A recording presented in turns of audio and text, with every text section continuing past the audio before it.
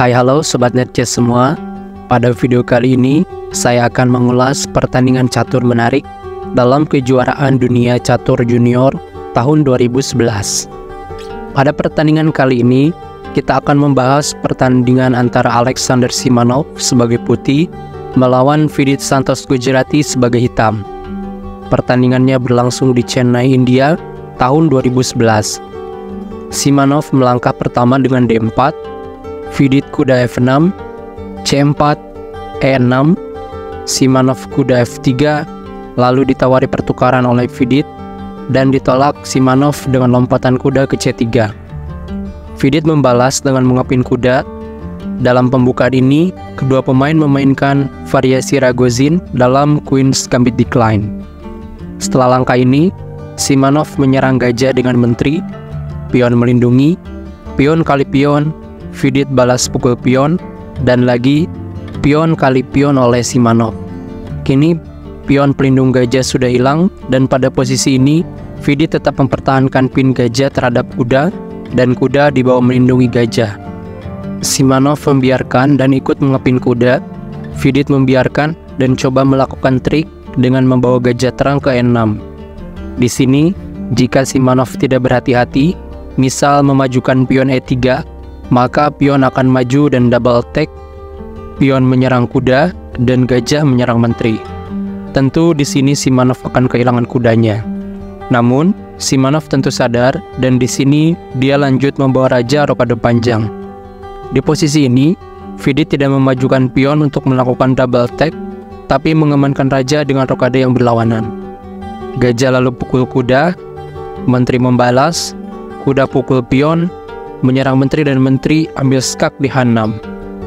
Di sini, pion menutup skak dan Vidit gajah makan pion. Menteri putih merespon menyerang gajah, dan pada posisi ini, Vidit tidak menyelamatkan gajah dan melakukan sedikit trik dengan menggeser benteng A ke C8. Tentu teman-teman tahu ya apa tujuan pengorbanan gajah dan gerakan benteng ini. Ya, jika di sini Simanov bernafsu memukul gajah dengan menteri, dipastikan menteri akan kena karma setelah kuda diangkat karena terkena pin oleh benteng. Setidaknya itulah yang ada di benak kita kan. Tapi tahukah teman-teman, langkah terbaiknya di sini adalah menteri pukul gajah loh. Mengapa demikian?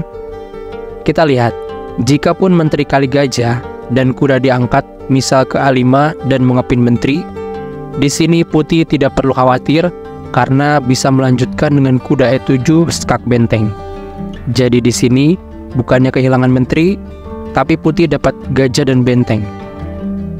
Namun pada langkah aslinya, Simanov tidak memainkan langkah tersebut dan lanjut menyembunyikan raja ke B1. Di sini, Vidit langsung melindungi gajah dengan pion, dan kuda diangkat membiarkan benteng menguasai file terbuka.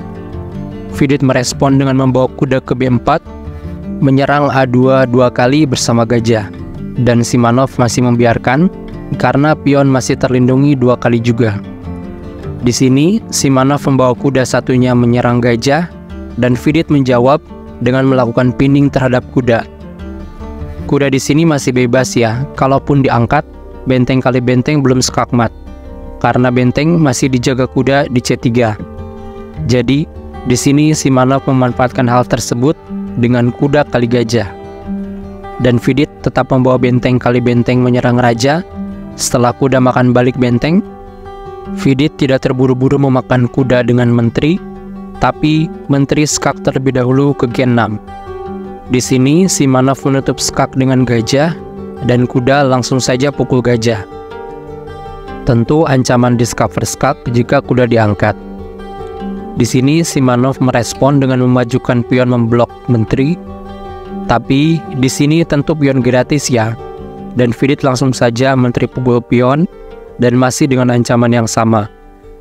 Simanov menyerang menteri dengan pion, menggagalkan ancaman discover skak.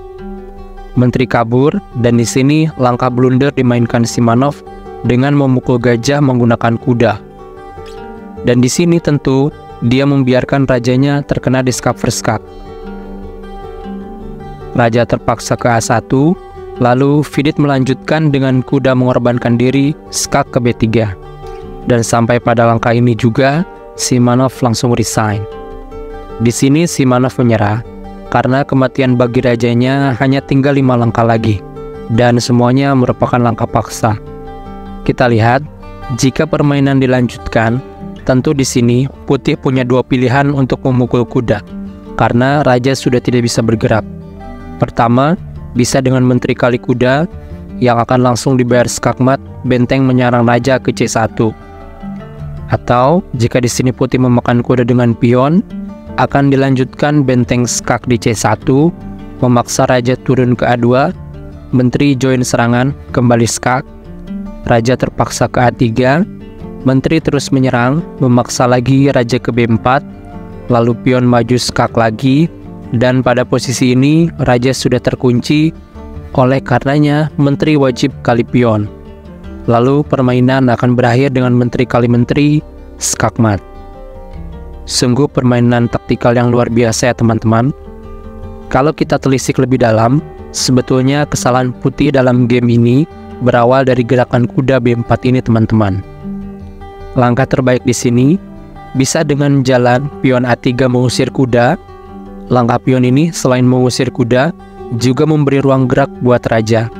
Dengan demikian, kuda pun kemungkinan akan ditarik mundur dan mengurangi tekanan di sayap raja. Kemudian kesalahan berikutnya, yang tentu saja merupakan kesalahan fatal, adalah gerakan kuda makan gajah ini teman-teman. Di sini putih mengizinkan raja terkena discover skak oleh menteri dan memperburuk posisinya yang sudah terdesak. Jadi pembelajaran buat kita ya, bahwa teknik pinning ini cukup berbahaya. Dan sebisa mungkin kita harus segera menghindarkan bidak kita dari pinningan, terutama raja. Jadi segitu dulu teman-teman, ulasan permainan menarik kali ini. Semoga menjadi inspirasi kita dalam meningkatkan skill bermain catur. Sampai jumpa di ulasan pertandingan menarik lainnya. Jangan lupa subscribe channel NetChess ini ya teman-teman.